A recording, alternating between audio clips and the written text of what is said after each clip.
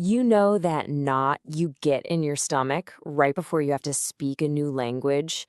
That little voice that tells you to maybe just stay quiet?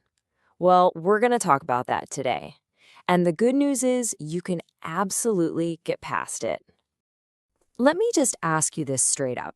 Have you ever felt your heart start pounding a little bit when you had to speak English? Worried about getting the words just right? If you just nodded your head even a little, I want you to know you are so not alone. Millions of people feel exactly the same way. So let's get into that feeling of being, well, stuck, right? You have all the words right there in your head, but for some reason, you just can't get them out. It turns out that feeling has some pretty real roots, and understanding where it comes from, that's the very first step to breaking free. Do any of these sound familiar? The fear of making one little grammar mistake, or the worry that people might not get what you're trying to say, or that big one, feeling like your accent just isn't good enough. These are the thoughts that make us want to clam up. And by the way, your accent isn't bad, not at all. It's part of your story. Now, I get it. All these worries feel incredibly real. They feel heavy. But here's where we're going to make a really important shift in our thinking. What if? What if these worries are just thoughts? And this right here, this is the key to everything. Just because you think you're going to make a mistake, that doesn't make it a fact. That feeling of dread, it's just a thought passing through your mind. It's not reality. And once you truly get that, wow, it changes the entire game. Okay, so realizing that opens up a whole new perspective, doesn't it? This isn't just about fighting off fear anymore. It's about being proactive. It's about actually building confidence. And to do that, we gotta be clear on what confidence really is. A lot of us think that you're either born confident or you're not, but that's just not true. Confidence is a skill. It's not a personality trait you're stuck with. You build it piece by piece through your actions. It's something you actually have control over. Here's a great way to think about it. Your confidence is like a muscle. Seriously. If you never work it out, it's going to stay weak. But every single time you speak English, even if it's just one tiny sentence, you're doing a rep.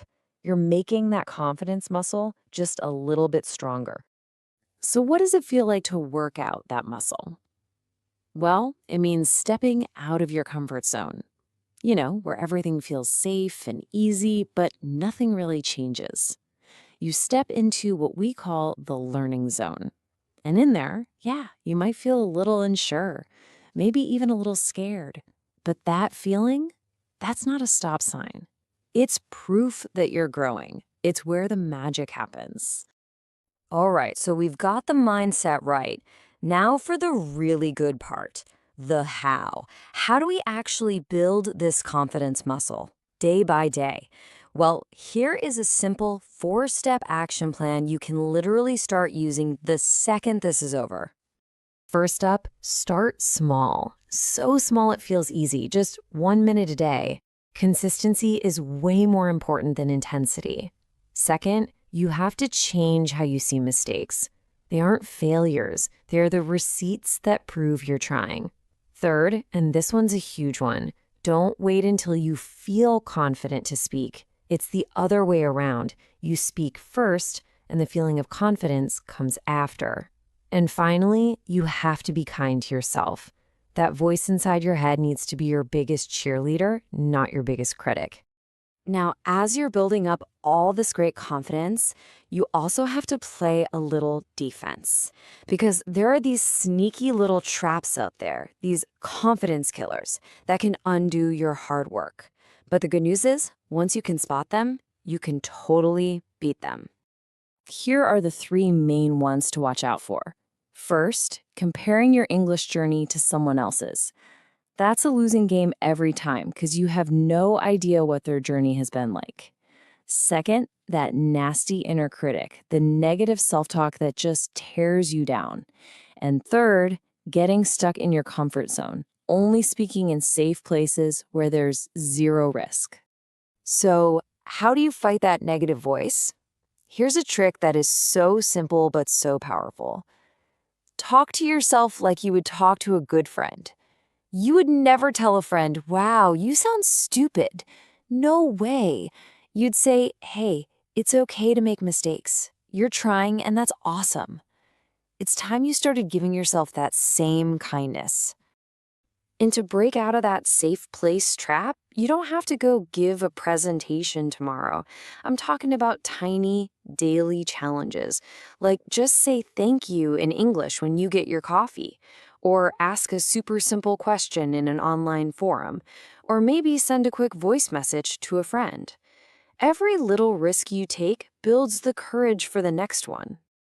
So, as we start to bring this all together, let's just zoom out for a second. This whole thing isn't about some quick fix. It's a journey. It's about nurturing your confidence and protecting the progress you make along the way. I love this way of thinking about it. Your confidence is like a little plant. It's alive. It needs some regular care, some attention, and you have to protect it from all those weeds, those confidence killers we just talked about. What you're building is precious, so be proud of that journey. So I'll leave you with this one question, not about tomorrow or next week, but today. What is one small, simple, tiny step you can take today to water that plant and help your confidence grow? Thanks so much for joining me.